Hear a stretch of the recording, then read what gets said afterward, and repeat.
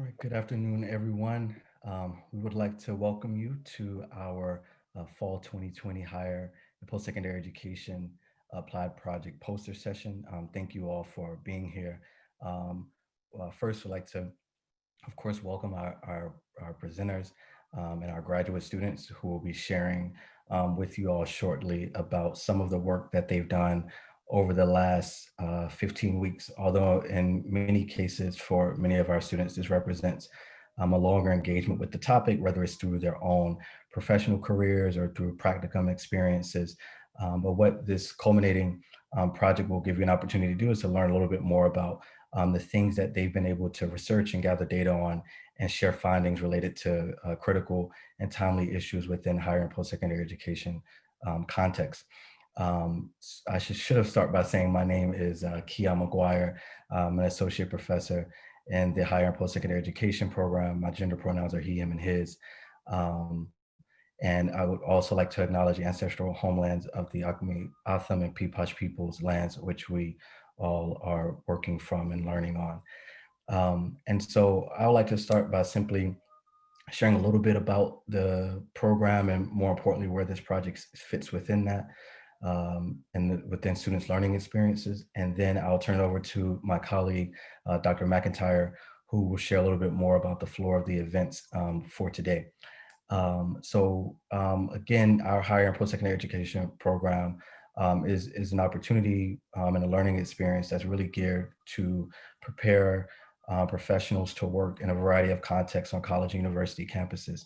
One of the things that has become a core identity of our program has been the process by which we help and work alongside students as they learn ways to gather data, analyze data, all in the service of improving higher education practice and policy wherever they may be located. And so this applied inquiry or applied project, that poster session that you see here today is a culmination of a 15-week exercise or experience. During the first 7.5 weeks, our students have an opportunity to design a project. Of course, these projects are oftentimes very ambitious, and over our 15 weeks, we are able to pare it down into something that is not only manageable, but that will be impactful with the data that they're able to gather. And then in this session B of the semester, students are able to carry out their research project. And we'll get a little bit towards this at the end of the session today when we give some thank yous, but you should know this represents not only the work of our students and the faculty who are in the classroom, but also a number of mentors who sign up to work with students along and help give feedback on their projects as they're being designed and carried out. So we look forward to you all engaging with our students today, asking them questions, learning about their research, and hopefully having a very invigorating conversation. So at this point, I'll turn it over to Dr. McIntyre, who will say a little bit more about how the rest of the afternoon will be spent. Thank you. Hi there. My name is Lisa McIntyre. I am an executive director in the University Provost Office at ASU and teach in the Master in Higher Ed program.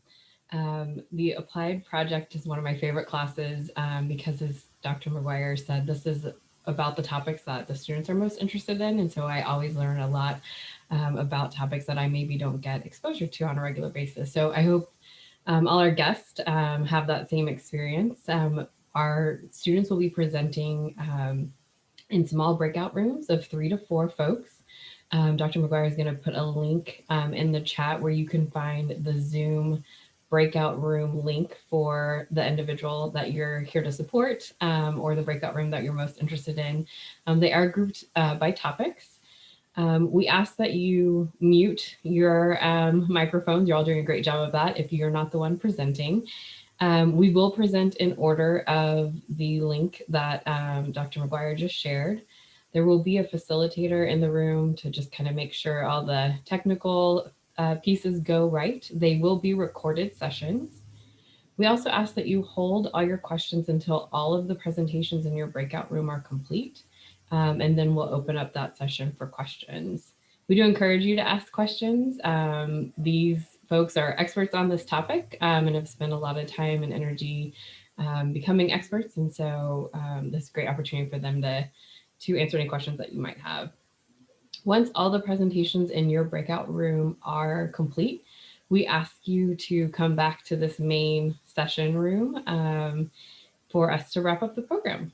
So with that, Dr. McGuire, anything I missed or you want to add before we break out? Nope, that's it. And please reach out to us for any questions that you might have. Dr. McIntyre and I will be moving from room to room. I see that I just got a message in the chat asking, can individuals move from room to room? Yes, as long as you're not a presenter. So all of our guests beyond the students are able to again move as you would like to bounce around to hear different topics of conversation and discussion. Um, and so again, at this time, we'll give folks about 5 to 7 minutes to make your way over to your rooms. For our students who are on the call, again, look at the sheet as well so that you can go to the room that you will be in. And yeah, I think that's it for now. So thank you and welcome all again. So hello, my name is David Sprengeler, and I am a higher education post-secondary master's student. I did my research on a Native American summer program that was at ASU and the impact it had on its students.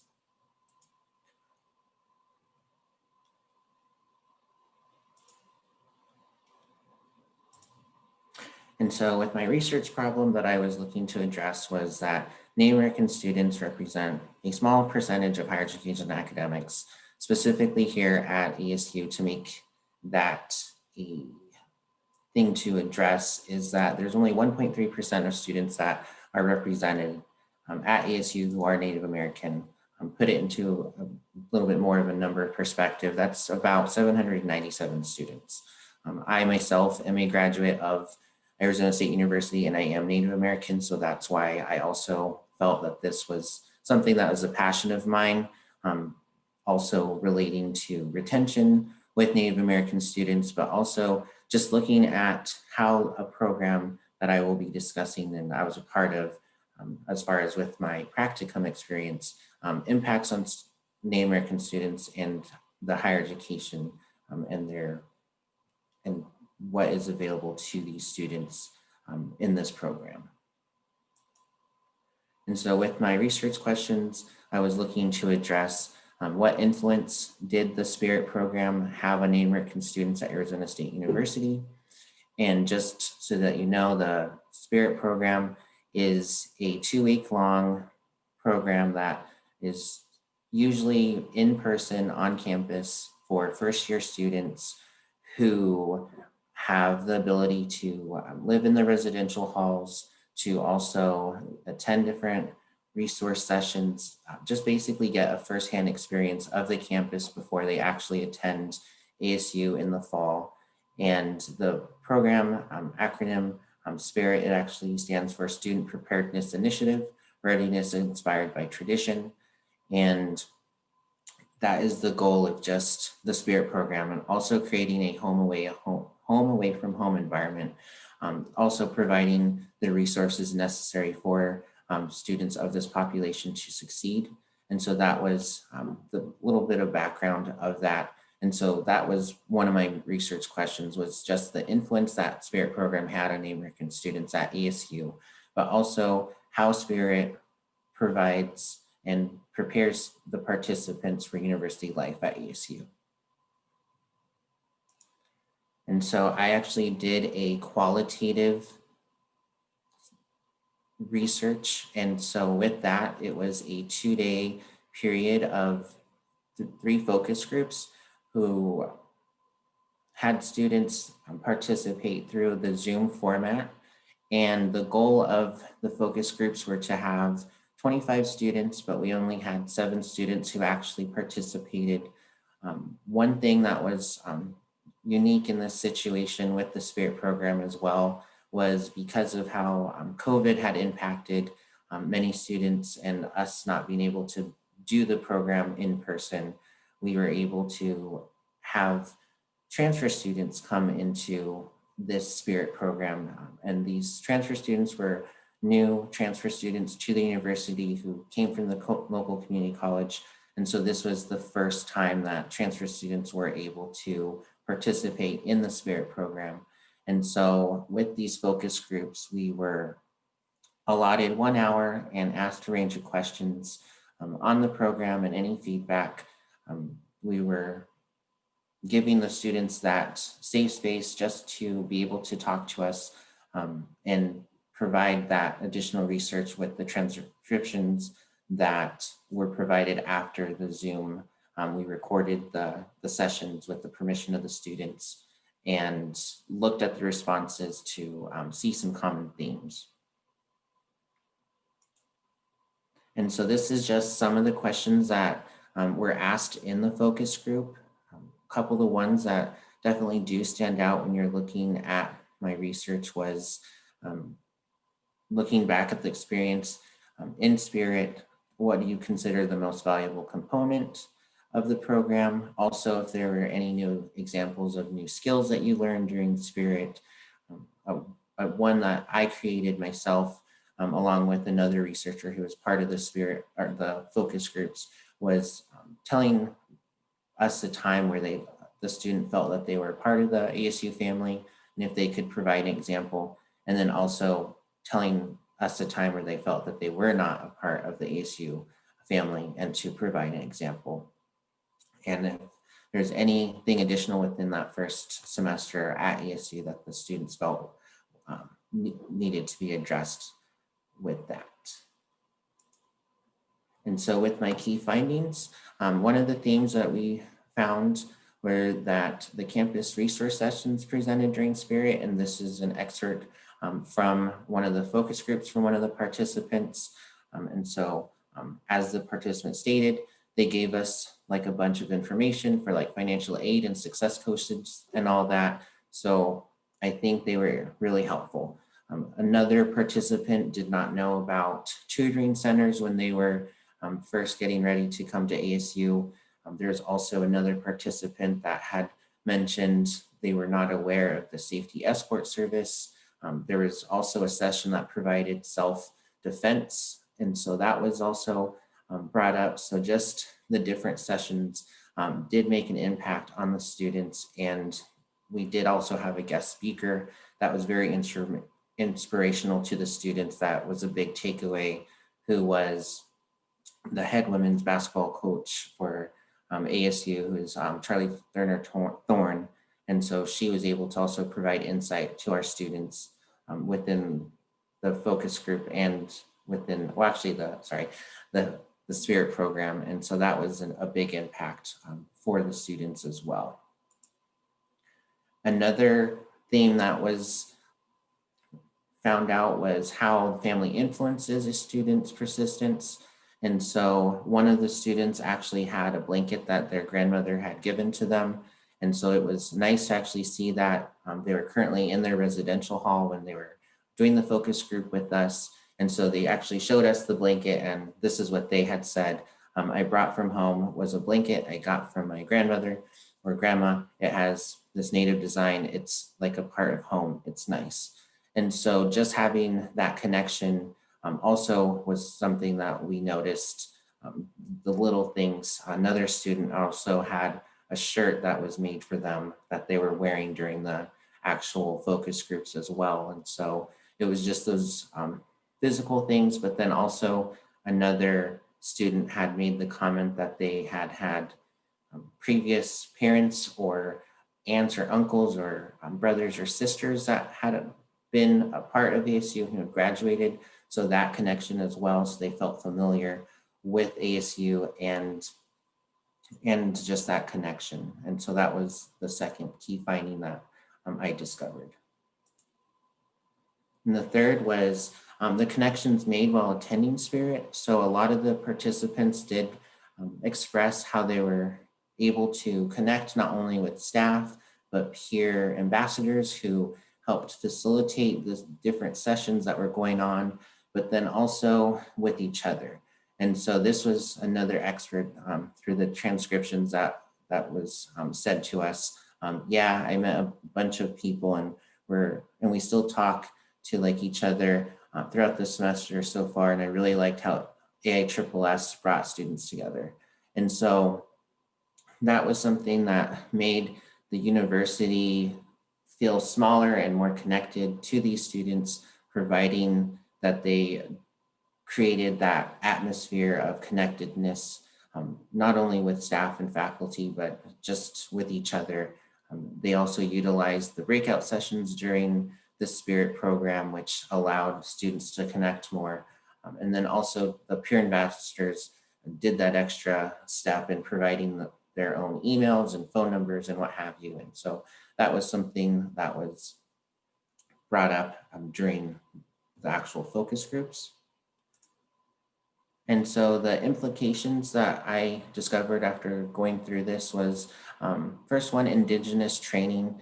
I feel like ASU and other universities have the opportunity to create something much like what we have here at ASU with the Safe Zone training or the Dream Zone training, something with Indigenous students, just so that they have an insight on the Native American culture and traditions, just because this student population is so small, especially here at ASU. And that's why in the beginning of this poster presentation, I did appreciate the fact that the land acknowledgement was said, because I even have in my own role as a ASU employee, just fellow coworkers who do not know how many tribes are in the United States, or that ASU is on tribal land. And so that, I think, is one of the implications that this research can benefit from. Also providing or expanding the Spirit program to other students. So like I had mentioned, the transfer students that were in the Spirit program this summer were the first ones that were actually able to attend, just because of the COVID and us going remote. And so there were some comments made by our transfer students who participated in the focus groups that had mentioned that they did appreciate it very much to get these additional resources and to be included. And so they felt that they were more ready to continue their studies at ASU. And so that was one thing that I would definitely suggest is maybe creating another program similar to this that's just specifically geared to transfer students, not just the first year students. And then also a peer mentorship program. I was looking at how this is can be related to like first year success coaching, but again, just specific to Native American students, so that they have somebody that they can go to. I know when I was a student and when we were in the focus groups ourselves, that scary feeling of having to talk to a faculty member or your instructor or an actual advisor. Those are things that a student who's their first time on campus, seeing a familiar face from a program such as Spirit, are able to just go out and reach out to their peer mentorship or a buddy, if you will, just to be able to ask those questions, but also be that person that can be a guiding light, if you will. One thing I did forget to mention as I was presenting just now was I did my practicum within the AISSS office. So I was actually one of the people behind the scenes for the Spirit program. And so that's why I wanted to continue this, because of my passion. And so thank you for watching and hearing me speak. Thank you so much. So thank you for that, Jordan. So I have to say, this is my first time participating in a virtual poster session, and that felt like a whirlwind, but in a good way. So thank you all for your presentations. Both Dr. McIntyre and I had an opportunity to hop around from room to room. I'm actually going to stop talking and turn over to Dr. McIntyre, and I'll say a little bit more to close us out at the end. All right. I just wanted to congratulate all of you. You should be very proud of what you did. I know this semester was like none other. Just like Dr. McGuire, that was my first virtual poster session. And I just want to commend you all on your resilience and determination in making it work. We had all kinds of fun challenges to work through, and we all did it and had great communication. And I think you all, just the potential is limitless for all of you. So I wish you all the best of luck. I hope to hear updates from you all where your careers take you, and um, always here as a resource for you all. So I see all the applause and celebrations going up. It might be a bit much to unmute and do a round of applause, but want to thank all the guests, family members who were able to join us today. That is one of the great things about our virtual opportunity, is that I think we might have been able to expand our audience a bit more. We will be sharing recordings with the students. So if you weren't able to have a guest join us today, please share it with them. There's no way any of us would have made it through this program without all the support of our family and friends. And I also want to thank our colleagues. So every student in this part of the project has access to a professional mentor who's met with them multiple times throughout the semester and giving them feedback and encouragement. And so thank you all for doing that for our students. It really was great to see the feedback and insights, and having that other perspective to bounce ideas around was really helpful and benefited the work. So all right, well, I'll stop gushing. Dr. McGuire, what did you have? Yeah, so just one more thank you before we move on, which is to Jody and her team, who have handled all the logistical responsibilities for today, is setting up the virtual rooms, making sure that all the Zoom links work, and making sure that we have facilitators in each room.